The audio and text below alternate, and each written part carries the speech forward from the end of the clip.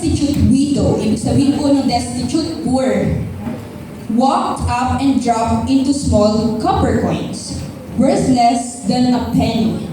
Jesus called his disciples to gather around and then said to them, I tell you the truth, this poor widow has given a larger offering than any of the wealthy.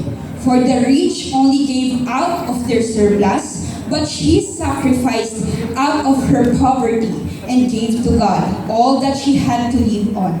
She was everything she had. So, dito po sa kwentong ito, nag-observe si Jesus sa dalawang tao. We have the rich and we have the widow. At ito pong widow na to is destitute, ibig sabihin poor, pinakamababang antas po sa ating lipunan. Pero alam niyo po, pinapahiwatig ng Panginoon natin dito is God really values the heart of His people. Not the amount that we can give, but behind the reason of why we're giving, the intention of our heart. Sabi nga po dito, the widow's small offering was deemed more significant because it was given sacrificially from her poverty, reflecting her deep faith and trust in God. Di ba po kasi kapag galing ka sa hirap, alam mong pahalagahan yung kahit na maliit na halaga. Parang sobrang halaga na to kasi yun lang yung kaya mo eh. Pero kapag mayaman ka, yung kakurampot na yun, wala lang yun. Pero dito sa woman na to, she had everything. Etong penny na to, binigay niya sa ating Panginoon. Nawa mag-reflect sa atin, no? Na gaano ba natin kamahal ang Diyos? Diba? Ang pagta-tithes and offering is a form of our worship to our Lord. It is a way of giving thanks, expressing our gratitude sa ating Panginoon sa lahat po ng blessings na ating nare-receive. So, dito rin po ma-reflect din po natin sa story na ating binasa is yung faith at trust ng poor destitute widow. Dahil, yun na nga lang yung meron siya, pero ibinigay niya pa sa ating Panginoon. No? Tayo ba, sa ating pamumuhay, willing ba tayong ibigay yung portion na natatanggap natin sa ating Panginoon? Amen?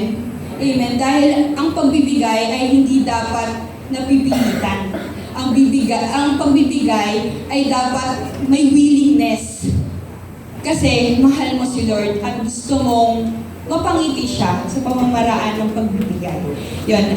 Testimony lang po dahil yun nga po, siguro first time ko po kasing tumayo dito as speaker po sa tithes and offering.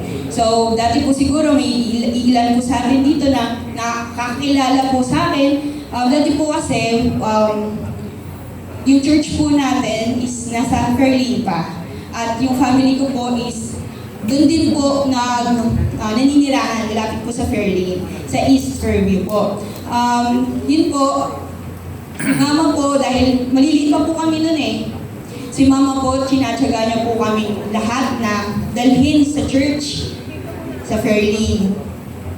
Then, sabi po, lagi sa amin ni mama, nire-remind kami, maliliit pa kami, na magbigay kami para sa Panginoon. Tapos kapag may baon po ako, nag-keep na po ako para sa Lord. Lagi po akong excited tuwing Sunday kasi makakapag-kidos. Tapos kapag naabutan ko yung tithes and offering, mag-offer ako. Kasi tinitignan ko lahat ng mga tao, nagka-tithes nag-offer. So sabi ko, bata ako pero gusto kong maranasan yung ginagawa nila. Ang daming, may mga nakikita ko na nagte-testimony. Tapos, syempre, bilang bata, parang gusto ko rin tumayo dyan. One day, din po ako magte-testify. Yun nga, praise God, nandito po ako, ang giving testimony. Amen. Na lahat po tayo ay merong pagkakataon na mag-share, mag-encourage sa kapwa nating kapatiran na magbigay. Ayun nga po, nasanay po ako sa ganong yung pagbibigay, dahil nga po sa mama ko, na lagi po kaming in-encourage na magbigay sa mga baon po namin. Tapos alam niyo po ba, elementary pa lang po ako noon. Hindi naman po sa pag-aano, pero dati nangungopya ako. Lagi kong inaan sa sarili ko na, hala, hindi ko alam yung sagot, ganyan. Pero alam niyo po, ang Panginoon napakabuti dahil si mama po kasi in-enroll po kami sa Christian school. So, doon po may mga retreat, ganyan po. So, nakakilala po ako sa Lord. Tapos, doon po parang nabago yung way ko ng pananaw. Na sabi ko, hindi ako mangungopya simula ngayon. Gusto ko pong patunayan na kaya ko at kaya ng Diyos ko. Simula doon po, hindi na po ako naaalis sa top. At lagi pong from top 5, nagiging top 3, nagiging top 2, nagiging top 1. Dahil po sa ating Panginoon. At yung ganun pong pananampalataya na nadala ko dahil ang dami pong temptation kapag nag-aaral ka po eh. Tapos sasabihin ka ng mga kaibigan mo na, ang dami ko naman, ganyan, papakopya ka lang. Pero ako po as a Christian, as a believer, lagi ko pong pinapanindigan yung pananampalataya ako na kaya namin ng Panginoon to. At hindi ko, at ayokong saktan si Lord sa pamamaraan na masasaktan siya. At doon ko po